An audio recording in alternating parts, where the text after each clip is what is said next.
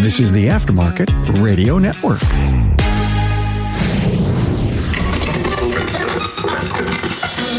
Hey, 10 years ago, Jerry Holcom, one of the founders of Vision Hi-Tech Training and Expo, self-diagnosed himself with Parkinson's. Learn how Jerry has lived with it and through it. This episode may hit home for you. The more you know, the better. From the Aftermarket Radio Network, it's Carm Capriotto with the Remarkable Results Radio podcast. Let this episode be an inspiration to you. Hey, thanks to our sponsors, Apex and Shopware, for providing this episode. You know, imagine walking into a simulated real-world shop environment with 10 service bays, lifts, and vehicles where you can see product demos and talk capabilities, benefits, and how to use them in real time. Welcome to Joe's Garage, Apex 2022, November 1st through the 3rd in Las Vegas. Hey, be there and listen here for registration information soon. Joking aside, it's not just for kids who are addicted to their phones. You know, we buy food and almost everything else with a few quick clicks. Why not auto repair? Shopware's digital repair order makes it easy for customers to click yes. Learn more on the web at getshopware.com. Hey, back at Vision 2022 here in the infamous Remarkable Results Podcast studio, sitting on the edge of Expo Hall, which is going to open up in a few hours today. I am truly honored to have my friend Jerry Holcom here.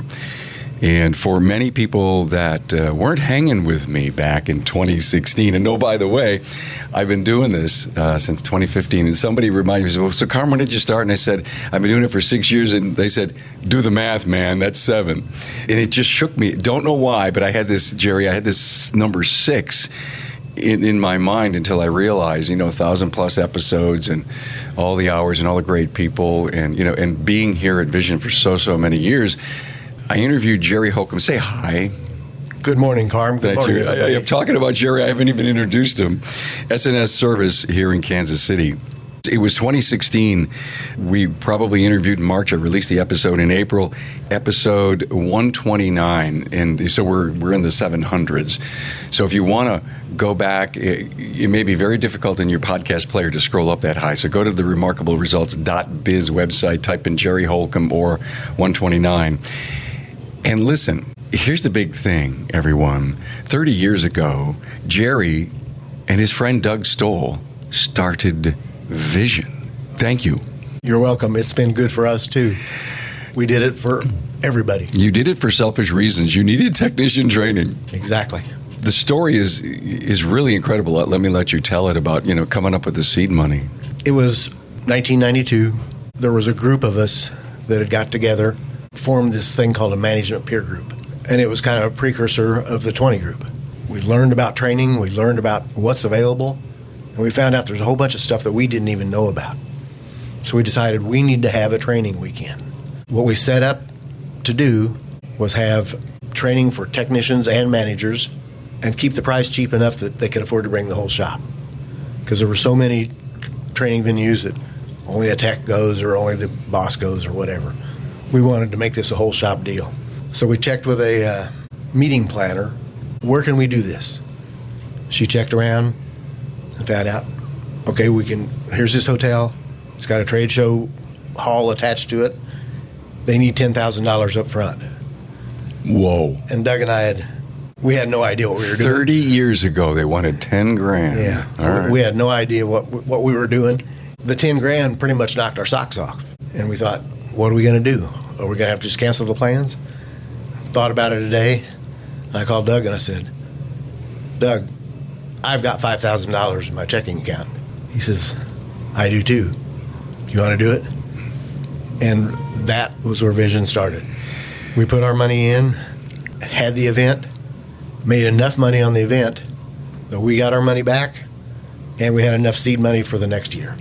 It's a great story, and it's a story so worthy of the impact Vision has had. Your vision of Vision. Did you call it Vision back then? We called it Vision 2000.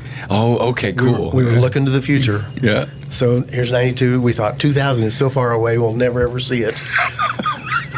And each year we called it Vision 2000 until 2000. By then Sherry was really doing a lot for us, helping us. And we had a meeting. We said, "What are we going to change it?" We're going to change it 2001, and then 2 and 3, and we just decided Vision. Yeah, why have a new logo every year? Exactly. Buy and get the logo paid for and forever have it. And of course, here, always ASA Midwest, and then you guys formed MWACA. I know you were very instrumental in making that happen. Yeah, I was serving as the president of ASA Midwest at the time. Our members wanted more. Tried everything we could do. Finally decided we're going to have to start something else that we can control, the benefits, control what's going where.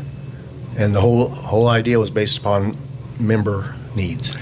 So, Jerry, if you will, you and Doug, the fathers of Vision, part of why you're listening to this episode is to really understand a whole lot about Jerry, the struggles that he's had later in life and how he's overcome them, and how this will be an inspiring episode to many that either can relate to it themselves, Jerry, or people that they love that's in their area of influence. And when we did this episode in 2016, everybody, if you go back and listen to 129, Jerry shared this incredible story of how he discovered that he had Parkinson's, and here it is today. And every time I get a chance to hug Jerry at Vision, I go back to the fact that you discovered this on your very own.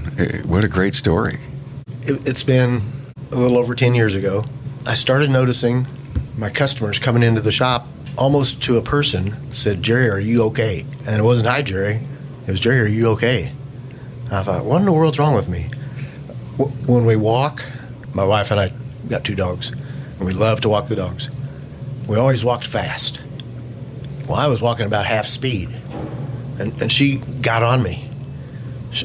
Pick it up, boy. Exactly. And I said, "I'm doing what I can do. I'm not doing anything on purpose."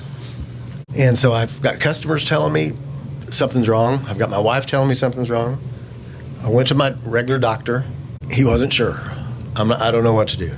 So I thought, okay, I've heard that you got to, if in the medical field, you've got to do some of your own research. You've got to have advocates, things like that. So I started searching. One of the funniest things of all the problems that I was having was when I'd write my name, if I'd sign my name. As I'm writing the letters cursive, they get smaller and smaller and smaller. And by the time I got to the COM, it was just a squiggly line. I'm not trying to do this. I just can't understand it. So I decided I'm going to start researching myself. And the handwriting was the key that took me to the discovery of the Parkinson's. Yeah.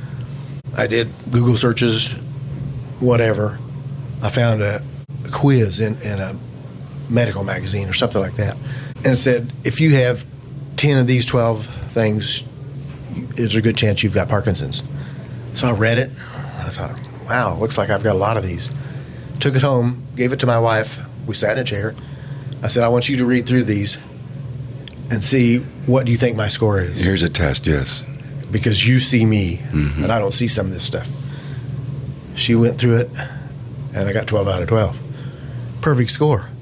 I don't know if that's what I was wanting. And in school, you never had a perfect Exactly. score. But at least it gave me an idea of what we got to do. Sure. So I started checking with people, talked to Doug. He and I were really good friends, still are. And he said, I've got a friend that's got Parkinson's. He goes to this doctor. So I thought, okay, I'll see if I can go there. Well, they had to have a referral. So I called my doctor. I said, I'm convinced that I've got Parkinson's. I need you to refer me to a neurologist. He referred me to the same one Doug referred me to. Oh, wow. So that's good. It made me feel good. Went down through this stuff, did all the testing, and it's some weird testing.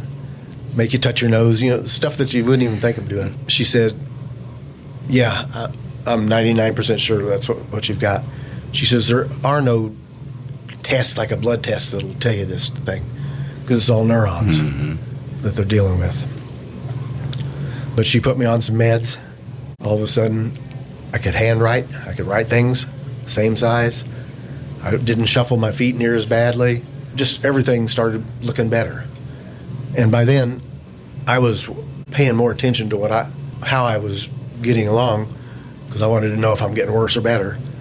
I've been going to the same doctor's office. They've changed doctors on me 3 times.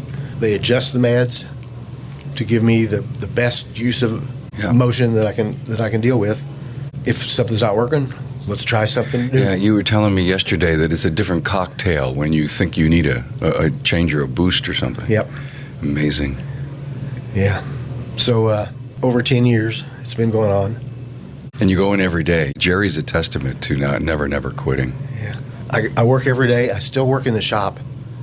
And I'm convinced, and my doctors agree with me, that me going in the shop, bending down, setting lifts, pulling this, pushing that, is the best thing that I could ever do for my Parkinson's. Did everybody hear that? They've got people to deal with Parkinson's. Boxing is obviously or evidently a real big deal because it stimulates whatever brain cells and all this. I didn't want to box anybody. I'd probably get the crap beat out of me. But I feel good when I go into work. Hey, if you're like most people, it's becoming increasingly difficult and time-consuming to keep up with changes in the industry, especially those driven by technology. But there is one event that will keep you and me ahead of the curve, and that's APEX, the Automotive Aftermarket Products Expo. The resounding best feature of APEX last year was Repair Shop HQ and Joe's Garage. It is dedicated for you, the service professional. Now there you'll see the latest new products. You'll learn about emerging technologies. You'll hear about the hottest trends in changing consumer behaviors and attitudes. And most importantly, you'll learn how to prepare your business for the future and not be left behind. This is the one show to attend if you're serious about staying ahead of the curve and growing your business. Don't miss out. Mark your calendar now for APEX 2022, November 1st through the 3rd at the Venetian Expo and Caesars Forum Conference Center in Las Vegas. To learn more, visit aapexshow.com. Now, housing is already open and registration will open May 2nd, 2022. Hey, visit aapexshow.com. You know, when you started in business, did you really think that cars would be driving themselves and that people would be buying cars online without even test driving them? Well, I don't think any of us did, and yet that's exactly what's going on. On the repair side, the auto industry is changing fast. Customers expect quick answers and proof that they need the repairs you recommend. They want to pay you while buying a coffee and then rate you on Yelp after picking up their keys. So why stay in the past? A shop owner named Carolyn asked herself the same question, so she created an online shop management system that automates the stuff you do over and over again. She and her team added texting and every step in the process from booking your appointments to posting that stellar review. They learn from their customers just like you learn from yours. And it's the system that's leading the industry into a bright future. Check it out at getshopware.com. We did a recent Carmcast, and Brian Kelly from the Northwest, he's part of the Auto Care Alliance now, and it was a show on being healthy. And he says, I go to a boxing gym. And so I called him Rocky. You know, so I added the name Rocky. And frankly, Jerry, I did not know that you could go to a boxing gym just to, not only hit someone else, but to, hit bags and stuff, yeah. Yeah. Evidently, it's a really great way to do all this. Yeah. I'm doing it other ways. That's how I feel anyway. Jerry's such an incredibly humble guy. I would never talk about himself, but he's won so many awards. You were an ASE, Master Tech. I mean, maybe you still are, I'm not sure, but AMI honors, AAM, so many other accolades over all the years. And of course, with you and Doug, the fathers of Vision. But one of the other things that I found so fascinating about Jerry was he's a techie. And I don't know if you still are and you still dabble in it, but in 1983, you told me, I bought a Tandy Radio Shack computer in 83. Now, that's only just 39 years ago. He was brilliant to think, I got to start tracking my numbers, right? Exactly. When I got the business, we actually sold gasoline, too. And I hated it.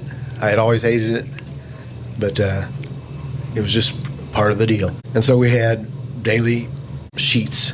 E.K. Williams, I think, was the name of the company that put these daily sheets out. That's right, yes. And you'd write down all your sales, oil, here, gas, blah, blah, blah. And I thought, I hate this every day. I need to find a way to do this. Like Carm says, I was kind of a techie. I still am a little bit. And I bought this Tandy Radio Shack. It was all-in-one unit, had 2 5 1/4 floppy drives. Man, no one knows what those are. I know. And one was the program, the other one was the data. Yeah. Pull from the program and write to the data. And had a guy that worked with me, and I can't say worked for me because he was close to being a partner. He worked with me for 21 years. He left me because his sister won a $47 million Powerball. He says, Jerry, I'm not going to be able to work free anymore. What a nice sister. But anyway, when I bought this computer, setting it up in my office, and I had to learn basic programming. Oh, wow, yes. To write this particular program to do my daily book. The C prompt. Yeah. I just studied and did what I could do. This guy's name was Reber. It's a very unusual family name. He'd come in the office and say, what are you doing with that computer? Nobody uses a computer in a garage anymore. And they never will. Exactly. Pretty soon they came out with a business check writer program. Write a check, it gives you a report of the accounts that it went to. I added that in. Got a little farther, and I thought, I need a DOS. Because I don't think they were even using Windows back then. For sure not. But how big was the screen? 5.5 inches? No. The one I got... 12? Probably. Okay. I've just always loved getting involved and finding out how things work and trying to utilize it. Again, let's think about the visionary with the computer, the visionary with vision, and of course TTEF, the Technicians of Tomorrow Educational Fund. You started that too, didn't you? I had a lot to do with it. Okay. Again, humble guy who probably was the seed of an inspiration to do this. And yesterday I had a chance to interview Eric Dallas, who won. What I love about Vision is I just know so many people here, and all of a sudden Carm, you got to interview Eric Dallas. This is the coolest story in the world. And they just brought him in, and I said to Tracy, we were packing up. We were getting ready to go try to take a nap before the night activities came over. Yeah. And he came in, and I said, sit down, let's do this interview. And what a great young man. I mean, he was one of the scholarship winners. Yeah. Just reading through his application, just that one application made you look brighter at the chances of getting young people into this. I know, honest to God. Just kudos to the people that you're picking, you and your team. I know you've got a team. I know what these kinds of honors and awards, I've served on boards like that, and I've been the person that had to read and make a determination and a judgment, and it's sometimes so tough to do. It's really tough to do. We talk about a lack of technicians. I think we had 144 pages of application stuff this year to go through to pick 4 scholarship winners. Wow, I mean, really incredible. And all the sponsors that supported the shirt, right, goes to TTEF? Yep. Well, we gave for that, too. So Remarkable Results Radio's logos on the back of that shirt, we were so happy to contribute. When I was talking to Sherry, I said, I want my name on there. Here's my check, or my shop logo. She says, for only $2,000 more, you can have the other sleeve. I said, no, I'll stick right where I'm at, because I've contributed several times, and my family has contributed even more in my honor. They know how important it is to me. I know. That's a great moment to talk about, Jerry. Think about the succession that's gone on in our industry, and some of the children that were in a succession plan. Now they own the family business. What Jerry brings up is a great idea. Why not give in honor of mom and dad, or dad who's run the business? We don't want them to leave this world. We don't want you to give just in the honor because they're no longer with us. Give in the honor that they ran a great business for 30 years and they were able to pass it to the family. I mean, that's a great idea. Give money in honor of your dad or your mom. Another thing with the TTEF, memorial scholarships. We've got several. Sure. And it'll be announced Saturday night at the award ceremony. But we had a gentleman from Springfield, Missouri. Tim Cummings was his name. He served as ASA Midwest president for several years. He was the general manager of Rick's Automotive in Springfield, which is a fantastic, beautiful shop. Mm-hmm. And he was diagnosed with MSA, multiple system atrophy, I think is what the MSA. And he thought he had Parkinson's. Many of the same symptoms, many of the same stuff. But MSA turns out to be a death sentence. Oh, dear. Yeah. And so we lost him this year. Rick's Automotive wanted to have a memorial scholarship for Tim. And if Rick wouldn't have, I was probably going to do it anyway. Rick took that extra step, and he contributed enough to the TTEF that it's going to be a perpetual scholarship. Yeah. The interest, the money he gave, will let us bring somebody new every year. And that's something that a lot of people don't know, Jerry, is that it doesn't really take a ton of money to put it in. If you get the investment right, you give the scholarship money from the investment, it just keeps earning and earning. And we have some really great years in the stock market. Maybe you can give 2. But yeah, that's one of the great ways to have a perpetual scholarship. Yep. Yeah, I was just flabbergasted when Rick came to me and says, "Jerry, I'd like to do this." Wow. Cool. Yeah, it was cool. Yeah, there's so much going on. Jerry's a testament to living with it and through it. I so admire that about you, and yeah, this is a great podcast about Jerry, and Jerry's one of the funniest guys that I know. I just love you, man. Everything that you've done for Vision, MWACA, and all the people you know. I love this industry. I love what I do. I love going in the shop every day. I get to see people. I get to tell jokes. Jerry's so funny that I shipped my 80-pound studio case to his shop. And, of course, FedEx pinged me that it arrived. And Jerry wrote to me, and he said, "It arrived. What did you send this dirty, old, ugly, beat-up case to me for?" And I said, "Empty case." Yeah, empty. That's right. Empty. So, yeah. Anyway, so it's just good to have your humor in life, and thank you for taking my case. I appreciate that. It was my pleasure. And so I screamed at him, and I says, "Listen, when Tracy and I land, we're going to come over. We'll get one of those big SUV things from Lyft, and we're going to go to your shop." And he writes back, and he goes, "It'll be in your studio." And I says, "If you pick that thing up, I'm going to kill you." And I don't know how you did it, but thank you for having it brought into the studio. The people at my shop really care for me. Oh, yeah. And watch out for me. Shelley, that's been with me for 25 years, says, "You're not going to lift that in there by yourself." I said, "No, I'm not." I said, "Grab a hold." So, What? So she helped me lift it in there. Oh my God! You just wanted that. You wanted that strength that day. You wanted that resistance, huh? Well, I can still do things. See? Yeah, and that's what he said earlier. I got to go get on my knees and I got to set the lift. Yep. Oh my God! It's so funny. And your people, Jerry. I think part of the message I think we talked about back in 2016, and I wanted to resonate again with everyone. Your people were so supportive to getting you through this and living, as I said, with it and through it. Great people. Unbelievably so. Yeah. Why don't you tell the industry as we close this episode off, Jerry, the ones that didn't come to Vision, ask them why they're not here.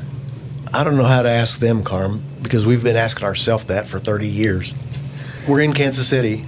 I've not done it, but I bet if I got the list of people that are attending here, I bet 80% would be from out of town, 20% in town. There are shops that I go to, ask them, "Are you going to Vision this year?" "What's Vision?" It just slays me. It's not from lack of marketing. I guess it's just they're in their own zone. Closed off. Yep. They see something and they don't ask what and why. I have never met so many people come up to me and says, "Hey, Carm, shake my hand. We're meeting people." And he says, "Let me introduce you to my team." And as the team gets bigger, and this is Joe, and this is Bob, and this is Susie, and this is Sally, and I go, "Did you close?" Because that's the next question I ask, because I see so many people here. And I've gotten so many yes answers. Tremendous amount this year. Yes. One's budgeted 30 grand to take his people to Vision. One's budgeted 20 grand without airfare to take his people to Vision. And they close. And all the excuses that anyone can make for not attending training and closing the shop, he says, the customers know. We do it every year. It's on our voicemail. And tell me the revenue excuse. What's that like? And they all say, there is no revenue excuse, because when we get back and we rally the troops, we always have the best March we've ever had. I've seen that too at our shop. Yeah. And so why do we tell this story? I'm not getting paid to tell that story. We just know it works, it's healthy, it's right. But my point is there's more and more. Closing down, bringing the team, picking the classes, networking, having time to have a cocktail, a Pepsi, a dinner together. It is more. Coming to Vision is way more than training. Yes, it is. I got here Wednesday morning to see all these old friends. One of the things I've noticed on not all of them, but most of these first-time attendees is their youth. They're fairly young. And that just makes me feel really good. It does. And you're right. I'm not surprised, because I don't know how many years I've been here. The young technicians, men and women that are here, continue to astound me, which means we have an incredibly bright future. And they not only want to learn and be at the top of their craft and be better mechanical and or diagnosticians, but they can help set themselves up for their own future of buying the place that they're at or starting their own shop. I mean, because all of that business acumen, be it technical or business management, exists here. This is the place to get it. And I don't think there's any place better. Yeah, I know. I hear you.